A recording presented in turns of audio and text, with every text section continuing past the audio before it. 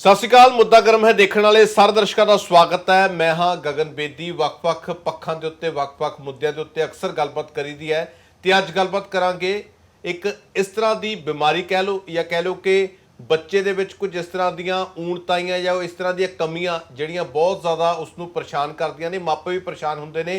बच्चे दे वाधे दे विच समाजिक तौर ते विचरण दे विच बहुत ज़्यादा वाधा हुंदी है। अज वर्ल्ड ऑटिज़म अवेयरनेस डे है। ਇਹਨੂੰ सरल भाषा ਦੇ ਵਿੱਚ ਸਮਝਾਉਣ ਦੀ ਕੋਸ਼ਿਸ਼ ਕਰਾਂਗੇ। ਇਹ ਕੀ ਬਿਮਾਰੀ ਹੈ, ਇਹਦੇ ਲੱਛਣ ਕੀ ਨੇ, ਕਿਸ ਤਰ੍ਹਾਂ ਇਸ ਨੂੰ ਘੱਟ ਕੀਤਾ ਜਾ ਸਕਦਾ ਹੈ, ਇਸ ਦਾ ਜਿਹੜਾ ਪ੍ਰਭਾਵ ਹੈ ਇਹਦੇ ਮੁਤਲਕ ਗੱਲਬਾਤ ਕਰਾਂਗੇ। ਸਭ ਤੋਂ ਪਹਿਲਾਂ ਮੈਂ ਤੁਹਾਨੂੰ ਮਿਲਾ ਦਿੰਦਾ, ਮਹਿਮਾਨ ਸਾਡੇ ਨਾਲ ਨੇ, ਡਾਕਟਰ ਨੇ, ਮਾਹਰ ਨੇ। ਡਾਕਟਰ ਤਰਲੋਚਨ ਸਿੰਘ ਨੇ, ਮਾਹਰ ਨੇ ਮਨੋਵਿਗਿਆਨਕ ਮਾਮਲਿਆਂ ਦੇ, ਔਰ ਡਾਕਟਰ ਪ੍ਰਿਯੰਕਾ ਦੀਵਾਨ ਨੇ, ਇਹ ਵੀ ਮਾਹਰ ਨੇ ਬਾਲ ਮਨੋਰੋਗ ਮਾਮਲਿਆਂ ਦੇ। ਸਵਾਗਤ ਹੈ ਜੀ। ਤੇ ਡਾਕਟਰ ਸਾਹਿਬ, ਸਭ ਤੋਂ ਪਹਿਲਾਂ ਤਾਂ ਅੱਜ वर्ल्ड ऑटिज़म अवेयरनेस डे है, तो एक बारी तो ये जो लफ्ज़ है इहनूं थोड़ा जिहा संखेप दे विच जिहड़ा समझा दो, दर्शक थोड़ा कनैक्ट कर जाण। बिल्कुल, तुहाडा बहुत बहुत धन्नवाद। सारिਆਂ ਨੂੰ मेरी सत श्री अकाल। जिवें तुसीं दस्सिया कि अज वर्ल्ड ऑटिज़म अवेयरनेस डे है, ਇਹ ਇੱਕ ਖਾਸ ਦਿਵਸ ਹੈ ਜਿਸ ਦਿਨ ਔਟਿਜ਼ਮ ਨਾਮ ਦੀ ਇੱਕ ਖਾਸ ਸਥਿਤੀ ਹੈ ਜਿਹੜੀ ਕਿ ਨਿਊਰੋ ਡਿਵੈਲਪਮੈਂਟਲ ਸਥਿਤੀ ਆ ਬੱਚਿਆਂ 'ਚ। ਬੱਚੇ ਜਦੋਂ ਪੈਦਾ ਹੁੰਦੇ ਨੇ, ਉਹ ਪੈਦਾ ਹੋਣ 'ਚ ਉਹਨਾਂ ਦੇ ਵਿਕਾਸ ਦੇ ਵਿੱਚ ਕੁਝ ਬ੍ਰੇਨ ਦੇ ਵਿੱਚ ਕੁਝ ਚੇਂਜਸ ਆ ਜਾਂਦੀਆਂ ਨੇ। ਬ੍ਰੇਨ ਦੇ ਵਿੱਚ ਆਮ ਬੱਚਿਆਂ ਨਾਲੋਂ ਕੋਈ ਫਰਕ ਰਹਿ ਜਾਂਦਾ। ਉਸ ਦੇ ਬਾਰੇ ਜਾਗਰੂਕਤਾ ਲਈ ਇਹ ਦਿਨ ਯੂਨਾਈਟਿਡ ਨੇਸ਼ਨ ਨੇ ਕਰੀਬ 10 ਸਾਲ 12 ਸਾਲ ਪਹਿਲਾਂ ਸ਼ੁਰੂ ਕੀਤਾ ਸੀ ਅਤੇ ਹਰ ਸਾਲ 2 ਅਪ੍ਰੈਲ ਨੂੰ ਮਨਾਇਆ ਜਾਂਦਾ ਹੈ। ਔਰ ਮਕਸਦ ਇਹ ਹੈ ਕਿ ਲੋਕਾਂ ਨੂੰ ਪਤਾ ਲੱਗੇ ਕਿ ਇਹ ਇੱਕ ਖਾਸ ਸਥਿਤੀ ਆ, ਇਸ ਨੂੰ ਸਵੀਕਾਰ ਕੀਤਾ ਜਾਵੇ ਔਰ ਜਿੰਨੀ ਛੇਤੀ ਇਸ ਦੇ ਮੁੱਢਲੇ ਸਿੰਪਟਮ ਔਰ ਚਿੰਨ੍ਹ ਪਹਿਚਾਣ ਕੇ ਇਸ ਦੀ ਮਾਹਿਰ ਦੀ ਮਦਦ ਲੈ ਕੇ ਬੱਚਿਆਂ ਦੀ ਟ੍ਰੇਨਿੰਗ ਕੀਤੀ ਜਾਵੇ ਤਾਂ ਕਿ ਇਹ ਆਪਣੀ ਜ਼ਿੰਦਗੀ ਨੂੰ ਆਮ ਲੋਕਾਂ ਵਾਂਗੂ ਬਿਤਾ ਸਕਣ। ਡਾਕਟਰ ਸਾਹਿਬ, ਠੀਕ ਹੈ ਕਿ ਦਿਮਾਗੀ ਤੌਰ ਤੇ ਬੱਚਾ ਉਹਨਾਂ ਆਪਾਂ ਕਹਿ ਲਈਏ ਕਿ ਸਰਲ ਭਾਸ਼ਾ ਦੇ ਵਿੱਚ ਵਿਕਸਿਤ ਨਹੀਂ ਹੋ ਪਾਉਂਦਾ ਜਿੰਨਾ ਇੱਕ ਆਮ ਸਵਸਥ ਬੱਚਾ ਹੁੰਦਾ ਹੈ। ਤਾਂ ਇਹਦੇ ਵਿੱਚ ਆਪਾਂ ਮੁੱਢਲੇ ਤੌਰ ਤੇ ਕਹਿ ਦਈਏ, ਜਿਵੇਂ ਕਹਿ ਦਿੱਤਾ ਜਾਂਦਾ ਕਿ ਬੱਚੇ ਦਾ ਮੈਂਟਲ ਲੈਵਲ ਠੀਕ ਨਹੀਂ ਹੈ। ਮੈਂ ਇਸ ਦੇ ਤੁਹਾਨੂੰ ਦੱਸਦਾ ਇਹਦੇ ਜਿਹੜੇ ਮੁੱਢਲੇ ਸਿੰਪਟਮ ਨੇ ਉਹ 2-4 ਭਾਗਾਂ ਦੇ ਵਿੱਚ ਨੇ। ਸਭ ਤੋਂ ਪਹਿਲਾ ਜਿਹੜਾ ਮੇਨ ਸਿੰਪਟਮ ਆ, ਮੇਨ ਚਿੰਨ੍ਹ ਆ, ਪਹਿਚਾਣ ਆ, ਉਹ ਹੈ ਸੋਸ਼ਲ ਡੈਫੀਸਿਟ। ਬੱਚਾ ਸਮਾਜ ਦੇ ਵਿੱਚ ਵਿਚਰਨ ਦੇ ਵਿੱਚ ਉਹਨੂੰ ਸਮੱਸਿਆ ਆਉਂਦੀ ਆ, ਕਿਸੇ ਨਾਲ ਮਿਲਣਾ ਗਿਲਣਾ, ਕਿਸੇ ਨਾਲ ਗੱਲਬਾਤ ਕਰਨਾ, ਕਿਸੇ ਦੇ ਇਮੋਸ਼ਨਸ ਨੂੰ ਐਕਸਪ੍ਰੈਸ ਕਰਨਾ ਅਤੇ ਰੈਸੀਪਰੋਕੇਟ ਕਰਨਾ। ਜੇ ਉਹਨੂੰ ਕੋਈ ਤੁਸੀਂ ਛੋਟੇ ਬੱਚੇ ਨੂੰ ਐਵੇਂ ਬਾਹਾਂ ਕਰਕੇ ਉਠਾਉਣ ਦੀ ਕੋਸ਼ਿਸ਼ ਕਰਦੇ ਆ, ਉਹਦਾ ਕੋਈ ਜਵਾਬ ਨਾ ਦੇਣਾ, ਸਮਾਈਲ ਨਾ ਹੋਣੀ, ਅੱਖਾਂ ਦੇ ਵਿੱਚ ਅੱਖਾਂ ਪਾ ਕੇ ਨਾ ਦੇਖਣੀਆਂ, ਇਕੱਠ ਤੋਂ ਭੱਜਣਾ, ਬਿਲਕੁਲ ਇਕੱਲੇ ਰਹਿਣਾ ਅਤੇ ਇਕੱਲੇ ਹੀ ਲੱਗੇ ਜਾਣਾ, ਕੁਛ ਇੱਕੋ ਤਰ੍ਹਾਂ ਦੀਆਂ ਰੈਪੀਟੇਟਿਵ ਬਿਹੇਵੀਅਰ, ਬਾਰ-ਬਾਰ ਇੱਕੋ ਹੀ ਤਰ੍ਹਾਂ ਦੇ ਇਸ਼ਾਰੇ ਕਰੀ ਜਾ ਰਿਹਾ। ਉਹਨਾਂ ਨੂੰ ਦੂਸਰਾ ਚਿੰਨ੍ਹ ਲੈਂਗੁਏਜ ਦੇ ਵਿੱਚ ਉਹਨਾਂ ਨੂੰ ਬੋਲ ਕੇ ਨੋਨ ਵਰਬਲੀ ਜਾਂ ਇਸ਼ਾਰੇ ਨਾਲ ਆਪਣੀ ਗੱਲ ਨੂੰ ਕਨਵੇ ਕਰਨ 'ਚ ਦਿੱਕਤ ਆਉਂਦੀ ਹੈ। ਸਪੀਚ ਹੈ ਜਿਹੜੀ ਉਹ ਲੇਟ ਵਿਕਸਿਤ ਹੁੰਦੀ ਹੈ, ਲੇਟ ਬੋਲਣ ਲੱਗਦੇ ਨੇ ਕਾਫੀ ਲੋਕ। ਇਸੇ ਤਰ੍ਹਾਂ ਜੇ ਉਹਨਾਂ ਨੂੰ ਕੁਝ ਬੋਲਦੇ ਆ ਵੀ ਹਾਂਜੀ ਬੱਚੇ ਤੇਰਾ ਕਿਆ ਹਾਲ ਹੈ, ਉਹ ਵੀ ਪਿੱਛੇ ਹੀ ਰਿਪੀਟ ਕਰਦੇ ਨੇ ਕਿਆ ਹਾਲ ਹੈ, ਤੇਰਾ ਕੀ ਨਾਮ ਹੈ, ਤੇਰਾ ਕੀ ਨਾਮ ਹੈ। ਇਸੇ ਤਰ੍ਹਾਂ ਉਹ ਰਿਪੀਟ ਕਰੀ ਜਾਂਦੇ ਨੇ ਚੀਜ਼ਾਂ। ਔਰ ਇਸੇ ਤਰੀਕੇ ਨਾਲ ਸਿੰਗਲ ਸ਼ਬਦ ਬੋਲਦੇ ਨੇ ਜਾਂ ਇੱਕ ਸ਼ਬਦ, ਕੋਈ ਵੀ ਇੱਕ ਸ਼ਬਦ ਫੜ ਲਿਆ ਉਸੇ ਨੂੰ ਗੁਣਗੁਣਾਉਂਦੇ ਰਹਿੰਦੇ ਨੇ। ਇਸੇ ਤਰ੍ਹਾਂ ਅਜੀਬੋ-ਗਰੀਬ ਫੇਸ਼ੀਅਲ ਐਕਸਪ੍ਰੈਸ਼ਨ ਹੁੰਦੇ ਨੇ, ਉਹਨਾਂ ਦੇ ਮੂੰਹ ਬਣਾਉਂਦੇ ਨੇ ਔਰ ਅੱਖ ਚੱਕ ਨਾ ਪਾਉਣ ਕਰਕੇ ਉਹ ਨੀਵੀਂ ਪਾ ਕੇ ਰੱਖਦੇ ਨੇ। ਔਰ ਐਂਗਰ, ਗੁੱਸਾ, ਪਰੇਸ਼ਾਨੀ, ਆਪਣੇ ਇਮੋਸ਼ਨਸ ਨੂੰ ਸਹੀ ਤਰੀਕੇ ਨਾਲ ਮੈਨੇਜ ਨਹੀਂ ਕਰ ਸਕਦੇ ਔਰ ਕਈ ਸਥਿਤੀਆਂ 'ਚ ਸੈਲਫ ਹਾਰਮ ਤੇ ਆਪਣੇ ਆਪ ਦਾ ਨੁਕਸਾਨ ਵੀ ਕਰਦੇ ਨੇ।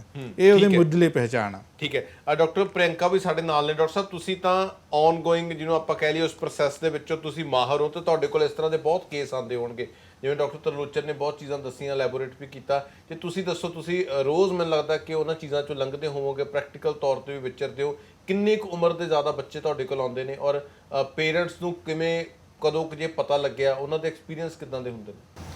ज़्यादातर क्या होता है कि हमारे पास बच्चे आते हैं जब वो 5 या 6 साल के होते हैं। ठीक है। जब हम कहते हैं कि अगर बच्चे में कोई भी प्रॉब्लम है, जैसे बच्चा आपकी बात नहीं सुन नहीं रहा, मतलब कि आप उसको बार बार उसका नाम लेके बुला रहे हो और वो आपकी तरफ देख नहीं रहा है, वो अपने नाम को रिस्पॉन्ड नहीं कर रहा है, या वो आपसे आंखों में आंखें डाल के मिला नहीं रहा है, ठीक है, या वो बोल नहीं रहा है, बोलने में उसको देरी हो रही है, 3 साल का हो गया, अभी एक शब्द नहीं बोलना शुरू किया, तो हम 6 साल तक की वेट क्यों कर रहे हैं? बिकॉज उस तक थोड़ा देर हो सकता है। जितनी जल्दी हम बच्चे के साथ काम करेंगे उतनी ज्यादा मदद हम बच्चे की और अपनी दोनों की कर पाएंगे। तो ज्यादातर जो बच्चे आते हैं वो 5-6 साल, कभी कभी 8 साल 9 साल के बच्चे आते हैं। 3-4 साल के बच्चे कम आते हैं। ਮਤਲਬ ਇਹ ਜਿਹੜਾ ਦਿਨ ਹੈ ਇਸੇ ਕਰਕੇ ਮਨਾਇਆ ਜਾ ਰਿਹਾ ਕਿ ਇਹਨੂੰ Awareness ਤੁਸੀਂ ਹੋਵੇ। ਲੇਟ ਨਾ ਕਰੋ। ਬੱਚਾ ਤੁਹਾਡਾ 9ਵੇਂ 10ਵੇਂ ਮਹੀਨੇ ਚ ਪਹੁੰਚ ਗਿਆ, ਸਾਲ ਦਾ ਹੋਣ ਵਾਲਾ, ਉਹਨੂੰ ਨਾਮ ਲੈ ਤੇ ਉਹ ਰਿਸਪੌਂਡ ਨਹੀਂ ਕਰ ਰਿਹਾ, ਸਮਾਈਲ ਤੱਕ ਨਹੀਂ ਆ ਰਹੀ ਉਸ ਦੇ ਮੂੰਹ ਤੇ, ਅੱਖਾਂ ਨਾਲ ਅੱਖਾਂ ਨਹੀਂ ਮਿਲਾ ਰਿਹਾ, ਤੁਹਾਨੂੰ ਐਵੇਂ ਬਾਹਾਂ ਕਰੇ ਤੇ ਤੁਹਾਡੇ ਵੱਲ ਆ ਨਹੀਂ ਰਿਹਾ, ਇਹ ਹੋ ਸਕਦਾ ਕਿ ਆਟਿਜ਼ਮ ਹੋਵੇ। ਸਪੀਚ ਹੋਰ ਵੀ ਕਾਰਨਾਂ ਕਰਕੇ ਡਿਲੇ ਹੋ ਸਕਦੀ ਹੈ, ਪਰ ਜਿਹੜਾ ਸਪੀਚ ਹੈ ਇਹ ਇੱਕ ਵੱਡਾ ਸਾਈਨ ਆ ਆਟਿਜ਼ਮ ਦਾ। ਇਸ ਕਰਕੇ ਉਹ ਸਿੰਗਲ ਸ਼ਬਦ ਬੋਲਣਾ ਔਰ ਜਦੋਂ ਮੰਨ ਲਓ ਪਹਿਲੇ ਜਨਮ ਦਿਨ ਤੱਕ ਉਹ ਤੁਹਾਨੂੰ ਇਮੀਟੇਟ ਕਰਨ ਲੱਗੇ, ਤੁਹਾਡੀ ਨਕਲ ਨਾ ਕਰਨ ਲੱਗੇ, ਪੰਜਾਬੀ ਚ ਕਹਿ ਦਈਏ ਕਿ ਹੁੰਗਾਰਾ ਭਰਦਾ ਬੱਚਾ, ਹੁੰਗਾਰਾ ਨਾ ਭਰਨ ਲੱਗੇ, ਇਟ ਮੀਨਸ ਉਹ ਰੈਸੀਪ੍ਰੋਕੇਟ ਨਹੀਂ ਕਰ ਰਿਹਾ ਤੁਹਾਨੂੰ, ਇਮੋਸ਼ਨਸ ਦਾ, ਤੁਹਾਡੀਆਂ ਗੱਲਾਂ ਦਾ ਆਦਾਨ ਪ੍ਰਦਾਨ ਨਾਨ ਵਰਬਲੀ ਵੀ ਨਹੀਂ ਕਰ ਰਿਹਾ, ਨਾ ਸਮਾਈਲ ਦੇ ਕੇ, ਨਾ ਹਿਲਜੁਲ ਕਰਕੇ, ਨਾ ਡਰ ਰਿਹਾ, ਉਹਨੂੰ ਤੁਸੀਂ ਐਂ ਕਰਦੇ ਹੋ ਉਹ ਡਰ ਨਹੀਂ ਰਿਹਾ, ਮਤਲਬ ਕੋਈ ਚੇਂਜਸ ਨਹੀਂ ਆ ਰਹੀ, ਬੜਾ ਫਲੈਟ ਐਕਸਪ੍ਰੈਸ਼ਨ ਹੈ ਔਰ ਆਪਣੇ ਆਪ 'ਚ ਮਸਤ ਆ ਬੱਚਾ। ਇਹ 8ਵੇਂ 9ਵੇਂ ਮਹੀਨੇ 10ਵੇਂ ਮਹੀਨੇ 'ਚ ਵੀ ਪਹਿਚਾਣ ਕਰੀ ਜਾ ਸਕਦੀ ਹੈ ਕੁਝ ਸਿੰਪਟਮ। 8ਵੇਂ 9ਵੇਂ ਮਹੀਨੇ ਤੋਂ ਵੀ ਚੀਜ਼ਾਂ ਪਤਾ ਲੱਗਣ ਲੱਗ ਪਤਾ ਗਈਆਂ। ਲੱਗਣ ਡਾਕਟਰ ਸਾਹਿਬ ਕਹਿ ਰਹੇ ਨੇ ਪ੍ਰਿੰਕਾ ਜੀ ਕਿ 5ਵੇਂ 6ਵੇਂ ਸਾਲ ਤੋਂ ਇੱਥੇ ਆਉਂਦੇ ਹਾਂ, ਲੋਕੀ ਉਦੋਂ ਆਉਂਦੇ ਨੇ ਵੀ ਬੱਚਾ ਸਾਡਾ ਬੋਲਿਆ ਨਹੀਂ, 5 ਸਾਲ ਦਾ ਹੋ ਗਿਆ, ਉਹ ਫਿਰ ਸਪੀਚ ਵਾਲਿਆਂ ਨੂੰ ਦਿਖਾਉਂਦੇ ਨੇ, ਗਲੇ ਵਾਲਿਆਂ ਨੂੰ ਦਿਖਾਉਂਦੇ ਨੇ, ਉਹ ਵੀ ਕਹਿੰਦੇ ਨੇ ਵੀ ਸਾਰਾ ਸਿਸਟਮ ਠੀਕ ਆ, ਇਹਨੂੰ ਫਿਰ ਤੁਸੀਂ ਕਿਸੇ ਨਿਊਰੋਲੋਜਿਸਟ ਕੋਲ ਲੈ ਕੇ ਜਾਓ, ਕਲੀਨਿਕਲ ਸਾਈਕੋਲੋਜਿਸਟ ਕੋਲ ਲੈ ਕੇ ਜਾਓ, ਚਾਈਲਡ ਐਕਸਪਰਟ ਕੋਲ ਲੈ ਕੇ ਜਾਓ, ਫਿਰ ਜਾ ਕੇ ਕਿਤੇ ਇਹਨਾਂ ਦੀਆਂ ਸਕਰੀਨਿੰਗ ਲਈ ਸਾਡੇ ਕੋਲ ਬੱਚੇ ਆਉਂਦੇ ਨੇ ਔਰ ਫਿਰ ਜਾ ਕੇ ਇਹਨਾਂ ਦਾ ਉਨਾ ਹੀ ਡਿਲੇ ਹੋ ਜਾਂਦਾ ਪ੍ਰੋਸੈਸ, ਜੋ ਅਸੀਂ ਮੁੱਢਲੇ ਮਹੀਨਿਆਂ 'ਚ ਕਰ ਸਕਦੇ ਸੀ ਉਨਾ ਹੀ ਲੇਟ ਹੋ ਗਿਆ। ਅੱਛਾ ਡਾਕਟਰ ਪ੍ਰਿੰਕਾ, ਜਿਵੇਂ ਤੁਸੀਂ ਕਿਹਾ ਕਿ 5 ਤੋਂ 6 ਸਾਲ ਦੀ ਉਮਰ ਦੇ ਵਿੱਚ ਬਹੁਤੇ ਮਾਪੇ ਆਉਂਦੇ ਨੇ ਆਪਣੇ ਬੱਚਿਆਂ ਨੂੰ ਲੈ ਕੇ, ਜੇ ਉਹੀ ਬੱਚੇ ਨੂੰ ਆਪਾਂ ਕਹਿ ਲਈਏ ਕਿ 1.5 ਸਾਲ ਜਾਂ 2 ਸਾਲ ਦੀ ਉਮਰ ਦੇ ਵਿੱਚ ਆਇਆ ਹੁੰਦਾ ਤਾਂ ਕੀ ਫਰਕ ਹੋਣਾ ਸੀਗਾ, ਕਿ ਟ੍ਰੀਟमेंट ਦੇ ਵਿੱਚ ਵੀ ਕੋਈ ਫਰਕ ਹੁੰਦਾ ਵਾ? बहुत फर्क होता है। मतलब थेरेपीज जो होती है हमारी मेन क्या होती है, ऑक्यूपेशनल थेरेपी होती है, बिहेवियर थेरेपी होती है, और जो बच्चे बोलते नहीं है या ठीक से नहीं बोलते उनके लिए स्पीच थेरेपीज होती हैं। तो ये थेरेपीज हम 5 साल में भी शुरू करेंगे, 6 साल में भी शुरू करेंगे और 3 साल में भी शुरू करेंगे। फर्क यहाँ आता है कि 3 साल में अभी जो हमारा दिमाग है उसकी क्षमता जो सीखने की है वो 5 साल और 6 साल के बच्चे से ज्यादा है। जितना हम बड़े होंगे, जितना हम डेवलप होंगे, उतना हमारे दिमाग की जो प्लास्टिसिटी जिसको हम कहते हैं, जो उसकी कैपेसिटी होती है सीखने की, वो थोड़ी थोड़ी कम होती जाएगी, बिकॉज एक रूट बनता जाएगा दिमाग में, एक चीज फर्म होती जाएगी दिमाग में। तो छोटे बच्चे को अगर हम जल्दी अर्ली इंटरवेंशन करेंगे तो उस बच्चे के लिए वो इंटरवेंशन ज्यादा इम्पोर्टेंट और ज्यादा फायदेमंद होगी जितनी 5 या 6 साल के बच्चे की। ਔਰ ਡਾਕਟਰ ਸਾਹਿਬ, ਜਿਵੇਂ ਕੋਈ ਤੁਹਾਡਾ ਆਪਣਾ ਕੋਈ ਪਰਸਨਲ ਐਕਸਪੀਰੀਅੰਸ ਹੋਵੇ ਜਾਂ ਡਾਕਟਰ ਸਾਹਿਬ ਤੁਹਾਡਾ ਤਰਲੋਚਨ ਜੀ, ਕਿ ਜਿਹੜੇ ਬੱਚੇ ਇਦਾਂ ਦੇ ਕੋਈ ਕੇਸ ਤੁਹਾਡੇ ਕੋਲ ਆਏ ਹੋਣ, ਕਾਫੀ ਜ਼ਿਆਦਾ ਬਹੁਤ ਅੱਛੇ ਲੈਵਲ ਤੇ ਕੋਈ ਫਰਕ ਪੈ ਗਿਆ ਹੋਵੇ, ਥੋੜਾ ਜਿਹਾ ਮਾਪਿਆਂ ਨੂੰ ਸੌਖ ਹੋ ਗਈ ਹੋਵੇ? ਮੈਂ ਤੁਹਾਨੂੰ ਦੱਸਾਂ ਕਿ ਮੇਰੇ ਕੋਲ ਕਾਫੀ ਕੇਸ ਨੇ। ਮੇਰੇ ਆਪਣੇ ਹੁੰਜਨ ਹਸਪੀਟਲ ਦੇ ਵਿੱਚ ਮੈਂ 4 ਸਾਲ ਤੋਂ ਆ, ਉਸ ਤੋਂ ਪਹਿਲਾਂ ਲੁਧਿਆਣੇ 'ਚ ਮੈਂ ਪਿਛਲੇ ਆਲਮੋਸਟ 10 ਸਾਲ ਤੋਂ ਪ੍ਰੈਕਟਿਸ ਕਰ ਰਿਹਾ। ਮੇਰੇ 10 ਸਾਲ ਪੁਰਾਣੇ ਜਿਹੜੇ ਮੈਨੂੰ ਬਹੁਤ ਦੇਰ ਪਹਿਲਾਂ ਮਿਲੇ ਹੋਏ ਕੇਸ ਨੇ, ਉਹ ਮਾਪੇ ਬਹੁਤ ਯੰਗ ਏਜ ਬੱਚੇ ਨੂੰ ਪਹਿਚਾਣਗੇ ਔਰ ਉਸ ਦੀ ਉਹਨਾਂ ਨੇ ਥੈਰੇਪੀ ਸ਼ੁਰੂ ਕਰਤੀ। ਸਪੀਚ ਘੱਟ ਹੋਣ ਕਰਕੇ ਸਪੀਚ ਥੈਰੇਪੀ ਕਰਾ ਲਈ। ਜਿਵੇਂ ਮੈਡਮ ਦੱਸ ਰਹੇ ਸੀ, ਆਕੂਪੇਸ਼ਨ ਥੈਰੇਪੀ ਦੇ ਵਿੱਚ ਇਹ ਸਿਖਾਇਆ ਜਾਂਦਾ ਕਿ ਬੰਦਾ ਆਪਣਾ ਧਿਆਨ ਕਿਵੇਂ ਰੱਖੇ, ਆਪਣੇ ਕੱਪੜੇ ਕਿਵੇਂ ਪਾਵੇ, ਆਪਣੀ ਸਫਾਈ ਕਿਵੇਂ ਰੱਖੇ, ਆਪਣੇ ਆਪ ਨੂੰ ਖਤਰੇ ਤੋਂ ਕਿਵੇਂ ਬਚਾਏ। ਇਸੇ ਤਰ੍ਹਾਂ ਫਿਜ਼ੀਕਲ ਥੈਰੇਪੀ, ਆਪਣੀਆਂ ਉਂਗਲੀਆਂ ਦੀਆਂ ਮੂਵਮੈਂਟ, ਹੈਂਡ ਮੂਵਮੈਂਟ, ਤੁਰਨ ਫਿਰਨ ਦੀਆਂ ਮੂਵਮੈਂਟ, ਕਿਉਂਕਿ ਜਿਹੜੇ ਆਟਿਜ਼ਮ ਦੇ ਬੱਚੇ ਨੇ ਜੇ ਇਹਨਾਂ ਨੂੰ ਫਿਜ਼ੀਕਲ ਐਕਸਰਸਾਈਜ਼ ਜਾਂ ਥੈਰੇਪੀ ਨਾ ਕਰੀ ਹੋਵੇ, ਉਹ ਵੈਸੇ ਢਿੱਲੇ ਜੇ, ਹੋਰੇ ਕਲਮਜ਼ੀ ਜੇ, ਥੋੜੇ ਲੂਜ਼ ਜੇ, ਜਿਵੇਂ ਬਜ਼ੁਰਗ ਬੰਦੇ ਨੇ ਇਸ ਤਰ੍ਹਾਂ ਤੁਰਦੇ ਨੇ। ਇਸ ਕਰਕੇ ਫਿਜ਼ੀਕਲ ਥੈਰੇਪੀ ਨਾਲ ਉਹਨਾਂ ਨੂੰ ਜਲਦੀ, ਉਸ ਤੋਂ ਬਾਅਦ ਉਹਨਾਂ ਦਾ ਡੇਲੀ ਰੂਟੀਨ ਸੈੱਟ ਕਰਕੇ ਉਹਨਾਂ ਨੂੰ ਸੋਸ਼ਲ ਸਕਿੱਲ ਟ੍ਰੇਨਿੰਗ, ਮਤਲਬ ਲੋਕਾਂ ਨੂੰ ਮਿਲਣ ਦੀ ਇੱਕ ਕੈਪੇਬਿਲਿਟੀ ਸਿਖਾਈ ਜਾਂਦੀ ਆ। ਦੂਸਰਿਆਂ ਦੇ ਇਮੋਸ਼ਨਸ ਨੂੰ ਰਿਕੋਗਨਾਈਜ਼ ਕਿਵੇਂ ਕਰਨਾ, ਮਤਲਬ ਸੈਡ ਹੋਣ ਵਾਸਤੇ ਫੇਸ ਕਿਹੋ ਜਿਹਾ ਹੋਣਾ ਚਾਹੀਦਾ, ਦੁਖੀ ਹੋਣ ਵਾਸਤੇ ਫੇਸ ਕਿਹੋ ਜਿਹਾ ਹੋਣਾ ਚਾਹੀਦਾ, ਔਰ ਦੂਸਰੇ ਦੇ ਫੇਸਿਸ ਤੋਂ ਕਿਵੇਂ ਪਹਿਚਾਨਣਾ ਕਿ ਦੂਸਰਾ ਬੰਦਾ ਸਾਡੇ ਨਾਲ ਖੁਸ਼ ਆ, ਨਾਰਾਜ਼ ਆ, ਕੌਣ ਸਾਡੇ ਲਈ ਗੁੱਡ ਹੋ ਸਕਦਾ, ਕੌਣ ਬੈਡ ਹੋ ਸਕਦਾ। ਇਸ ਤਰ੍ਹਾਂ ਦੀਆਂ ਟੈਕਨੀਕਾਂ ਉਹਨੂੰ ਦਿੱਤੀਆਂ ਗਈਆਂ ਬੱਚੇ ਨੂੰ। ਔਰ ਤੁਸੀਂ ਯਕੀਨ ਨਹੀਂ ਮੰਨੋਗੇ, ਹੁਣ ਵੀ ਉਹ ਬੱਚਾ ਮੇਰੇ ਸੰਪਰਕ 'ਚ ਆ।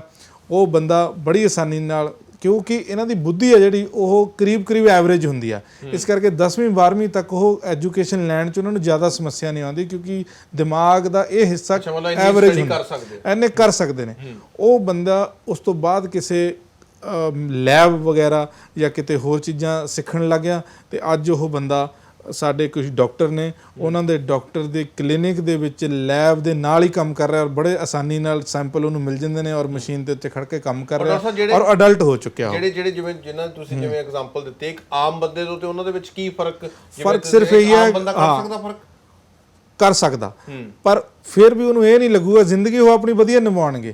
ਫਰਕ ਸਿਰਫ ਇੰਨਾ ਕੀ ਹੋਊਗਾ, ਜਿਵੇਂ ਉਹ ਕੱਲਾ ਰਹੂਗਾ, ਬਹੁਤ ਜ਼ਿਆਦਾ ਵਿਚਰੂਗਾ ਨਹੀਂ, ਬਹੁਤ ਜ਼ਿਆਦਾ ਹਾਸੀ ਮਜ਼ਾਕ ਹਿਊਮਰਸ ਨਹੀਂ ਕਰੂਗਾ, ਥੋੜਾ ਜਿਹਾ ਲਿਮਟਿਡ ਰਿਸਟ੍ਰਿਕਟਡ ਰਹੂਗਾ, ਆਪਣੇ ਆਪ ਤੱਕ ਰਹੂਗਾ। ਉਹਨੂੰ ਹੁੰਦਾ ਕਿ ਬਹੁਤੇ ਲੋਕਾਂ 'ਚ ਮਿਲਣਾ ਗਿਲਣਾ, ਇਹੀ ਜ਼ਿਆਦਾ ਮੇਨ ਸਿੰਪਟਮ ਇਹ ਰਹਿ ਜਾਂਦਾ। ਅਦਰਵਾਈਜ਼ ਆਪਣੀ ਲਾਈਫ ਨੂੰ, ਜ਼ਿੰਦਗੀ ਨੂੰ ਅੱਛਾ ਚਲਾਉਣ ਲਈ ਉਹ ਸਾਰੀਆਂ ਚੀਜ਼ਾਂ ਕਰ ਸਕਦਾ। ਔਰ ਖਾਸ ਚੀਜ਼ ਮੈਂ ਦੱਸਣਾ ਚਾਹੁੰਦਾ, ਯੂਨਾਈਟਿਡ ਨੇਸ਼ਨ ਜਦੋਂ ਤੋਂ ਇਹ ਦਿਨ ਮਨਾ ਰਹੀ ਆ, ਹਰ ਸਾਲ ਕੋਈ ਇੱਕ ਥੀਮ ਹੁੰਦਾ ਔਰ ਇਸ ਸਾਲ ਦਾ ਜਿਹੜਾ ਥੀਮ ਆ ਉਹ ਹੈਗਾ ਇਨਕਲੂਜਨ ਇਨ ਵਰਕ ਪਲੇਸ। ਮਤਲਬ ਕੰਮਕਾਰ ਦੇ ਵਿੱਚ ਵੀ ਇਹੋ ਜਿਹੇ ਲੋਕਾਂ ਨੂੰ ਮੌਕਾ ਦਿੱਤਾ ਜਾਵੇ, ਉਹ ਕੋਈ ਵੀ ਕੰਮ ਕੀਤਾ ਜਾਵੇ। ਮੈਂ ਦੇਖਦਾ ਮੇਰੇ ਫੇਸਬੁੱਕ ਤੇ, ਮੈਂ ਇੱਕ ਵਾਰ ਦੇਖ ਰਿਹਾ ਸੀ ਕੋਈ ਬੜੀ ਸੰਸਥਾ ਕਿਸੇ ਵੱਡੇ ਸ਼ਹਿਰ ਦੀ, ਉਹਨਾਂ ਨੇ ਆਟਿਜ਼ਮ ਦੀ ਟ੍ਰੇਨਿੰਗ ਦਾ ਸੈਂਟਰ ਚਲਾਇਆ ਹੋਇਆ ਤੇ ਉਹਨਾਂ ਦੀ ਮਦਦ ਨਾਲ, ਪਤਾ ਨਹੀਂ ਹੋਟਲ ਦਾ ਨਾਮ ਮੈਂ ਭੁੱਲ ਗਿਆ, ਉਸ ਹੋਟਲ ਦੇ ਵਿੱਚ ਸਾਰੇ ਜਿੰਨੇ ਵੀ ਵੇਟਰਸ ਨੇ, ਹਾਊਸਕੀਪਿੰਗ ਦਾ ਸਟਾਫ ਆ, ਉਹਨਾਂ ਨੇ ਸਿਰਫ ਔਰ ਸਿਰਫ ਆਟਿਜ਼ਮ ਦੇ ਭਰਤੀ ਕੀਤੇ ਹੋਏ ਨੇ। ਇੱਕ ਬੜਾ ਵਾਇਰਲ ਹੋਇਆ ਸੀ ਆਟਿਜ਼ਮ ਤੇ, ਉਹ ਸਾਰੇ ਆਟਿਜ਼ਮ ਦੇ ਬੱਚੇ। ਮੈਨੂੰ ਲੱਗਦਾ ਕਿ ਇਸ ਤਰ੍ਹਾਂ ਦੇ ਬਹੁਤ ਇੱਕ ਚੰਗਾ ਮੈਸੇਜ ਵੀ ਸਪਰੈਡ, ਇਹ ਮੈਸੇਜ ਹਾਂ, ਜੋ ਲੋਕ ਇੰਡਸਟਰੀਅਲਿਸਟ ਨੇ, ਕੋਈ ਬਿਜ਼ਨਸ ਚਲਾਉਂਦੇ ਨੇ, ਕੋਈ ਹੋਟਲ ਰੈਸਟੋਰੈਂਟ ਚਲਾਉਂਦੇ ਨੇ, ਉਹ ਇਹੋ ਜਿਹੇ ਵਿੱਚ ਆਪਣੇ ਆਪ ਕੁਝ % ਹਿੱਸਾ ਇਹਨਾਂ ਨੂੰ, ਬੱਚਿਆਂ ਨੂੰ ਜ਼ਰੂਰ ਦੇ ਸਕਦੇ ਨੇ। ਚਾਹੇ ਉਹਨਾਂ ਨੂੰ ਹਾਊਸਕੀਪਿੰਗ ਦਾ ਕੋਈ ਸਾਂਭ ਸੰਭਾਲ ਦਾ ਕੰਮ ਦਿੱਤਾ ਜਾਵੇ। ਔਰ ਇਹ ਬਹੁਤ ਪਰਫੈਕਸ਼ਨਿਸਟ ਹੋਣ ਕਰਕੇ ਇਹਨਾਂ 'ਚ ਟੈਂਡੈਂਸੀ ਹੁੰਦੀ ਹੈ, ਬੜਾ ਜ਼ੋਰ ਨਾਲ ਬੜਾ ਬਾਖੂਬ ਕੰਮ ਕਰਦੇ ਨੇ, ਆਮ ਲੋਕਾਂ ਤੋਂ ਕਈ ਚੀਜ਼ਾਂ 'ਚ ਬਿਹਤਰ ਕੰਮ ਕਰਦੇ ਨੇ। ਬਿਲਕੁਲ ਹਾਂ। ਅੱਛਾ ਡਾਕਟਰ ਪ੍ਰਿਯੰਕਾ, ਇੱਕ ਸਵਾਲ ਆ, ਪਤਾ ਨਹੀਂ ਤੁਹਾਡੀ ਫੀਲਡ ਨਾਲ ਰਿਲੇਟ ਕਰਦਾ ਕਿ ਨਹੀਂ, ਇਹ ਜੇ ਜਿਵੇਂ ਡਿਊਰਿੰਗ ਪ੍ਰੈਗਨੈਂਸੀ ਜਿਹੜੇ ਬਹੁਤ ਟੈਸਟ ਹੁੰਦੇ ਨੇ, ਜਿਹਦੇ ਵਿੱਚ ਬਲੱਡ ਸੈਂਪਲ ਵੀ ਹੁੰਦੇ ਨੇ, ਸਕੈਨ ਹੁੰਦੇ ਨੇ, ਉਹਦੇ ਦਰਮਿਆਨ ਵੀ ਕੁਝ ਪਤਾ ਲੱਗ ਸਕਦਾ ਇਹ ਚੀਜ਼ਾਂ ਦੇ ਬਾਰੇ?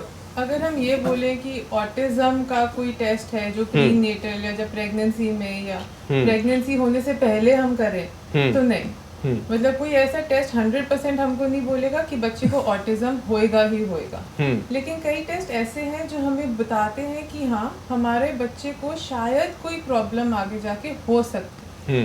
ठीक है, ਤਾਂ ਉਹਨੂੰ ਆਪਾਂ ਫਿਰ ਜਿਵੇਂ ਪਤਾ ਲੱਗ ਗਿਆ ਤਾਂ ਕਿਉਰ ਵੀ ਹੋ ਸਕਦਾ, ਉਹ ਚੀਜ਼ ਦਾ ਥੋੜਾ ਬਹੁਤਾ ਫਰਕ ਪੈ ਸਕਦਾ?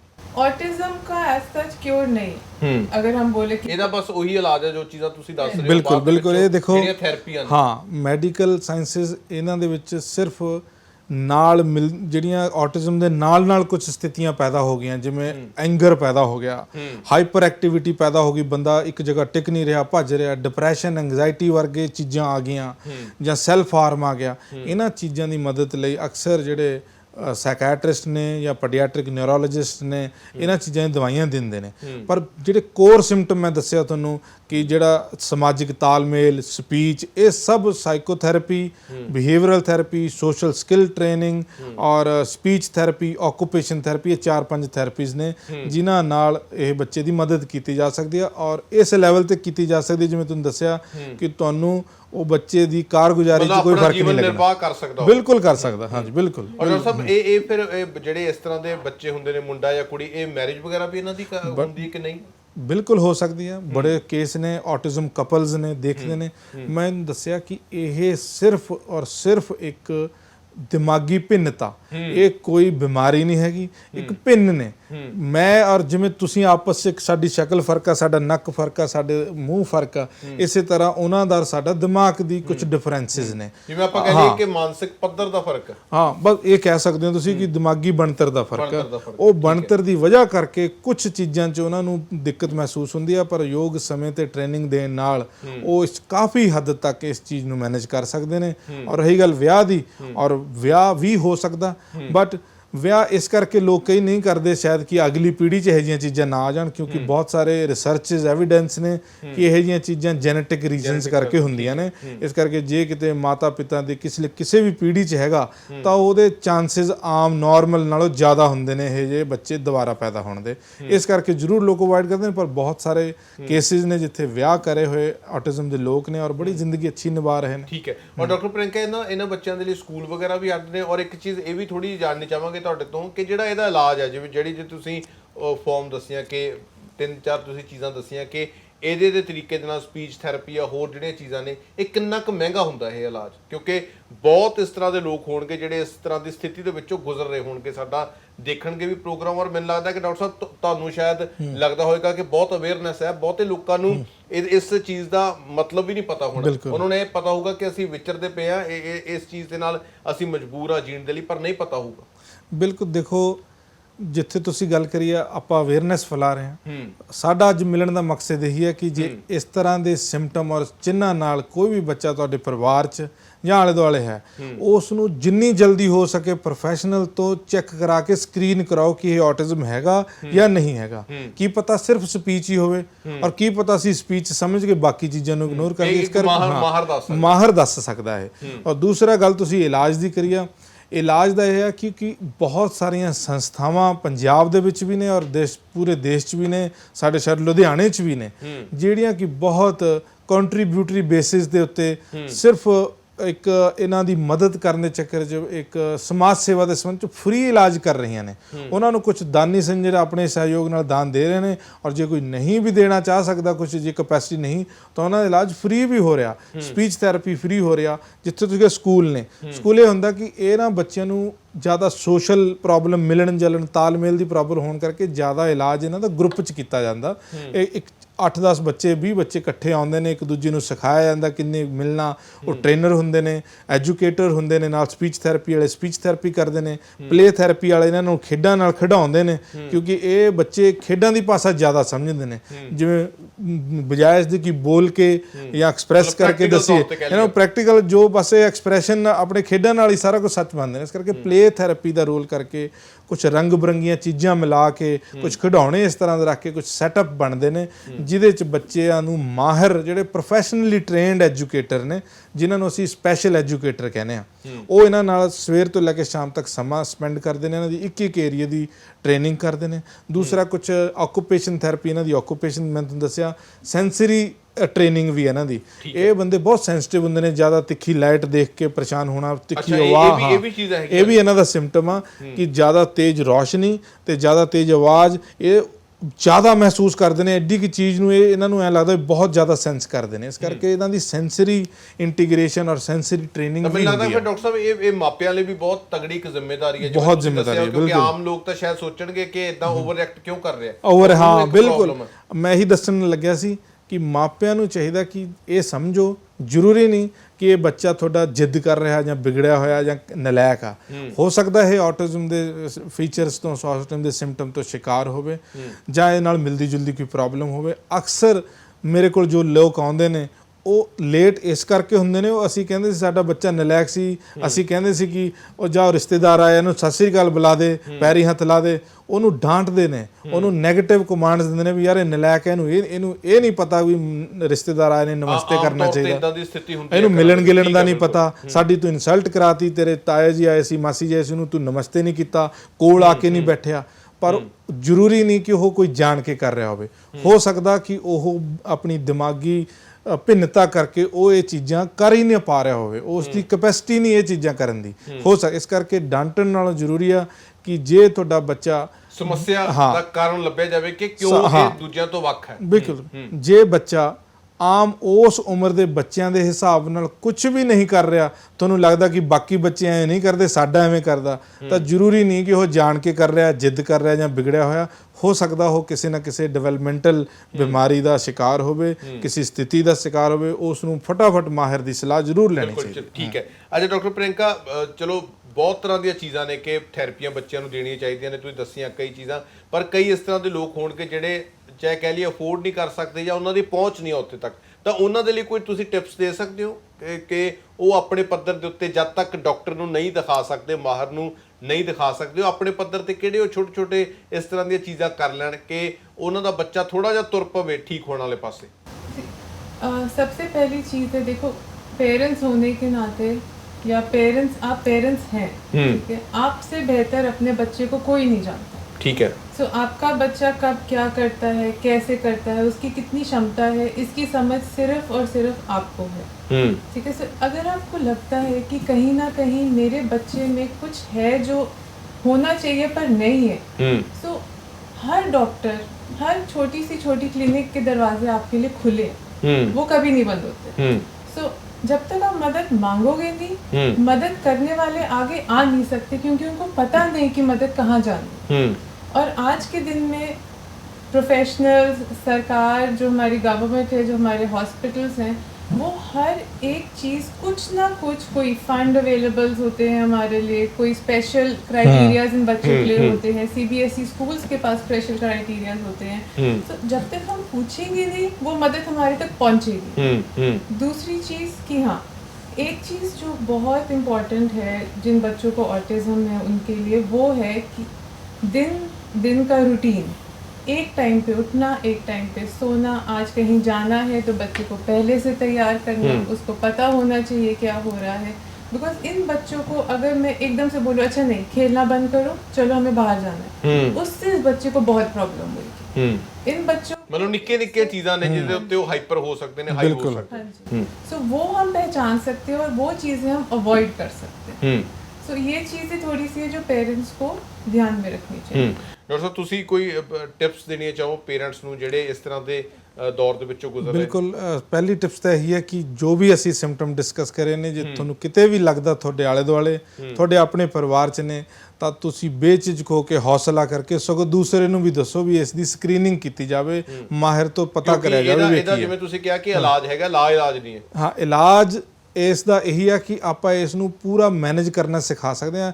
ਜੇ ਇਗਨੋਰ ਹੋ ਗਿਆ ਤਾਂ ਇਹ ਬਹੁਤ ਡਿਫਿਕਲਟ ਹੋਊਗਾ ਬੱਚੇ ਲਈ ਵੀ, ਔਰ ਬੱਚਾ ਤੁਹਾਡੇ ਤੇ ਵੀ ਬਰਡਨ ਬਣੂਗਾ। ਮਤਲਬ ਇਹ ਮੰਨੇ ਜਾਏ ਕਿ ਜੇ ਬਹੁਤ ਲੰਮਾ ਸਮਾਂ ਤੁਸੀਂ ਇਸ ਪਾਸੇ ਤੁਰੇ ਹੀ ਨਹੀਂ, ਠੀਕ ਹੋਣ ਵਾਲੇ ਪਾਸੇ, ਤਾਂ ਸਥਿਤੀ ਗੰਭੀਰ ਹੋ ਸਕਦੀ। ਗੰਭੀਰ ਇੰਨਾ ਹੋਊਗੀ ਕਿ ਤੁਸੀਂ ਉਸ ਨੂੰ ਬੋਝ ਸਮਝੋਗੇ, ਫਿਰ ਅਲਟੀਮੇਟਲੀ ਤੁਹਾਡਾ ਪੂਰਾ ਪਰਿਵਾਰ ਤਣਾਅਪੂਰਵ ਹੋ ਜਾਊਗਾ, ਕਿਉਂਕਿ ਬੱਚਾ ਸਾਨੂੰ ਬੋਝ ਲੱਗਣ ਲੱਗ ਜਾਊਗਾ।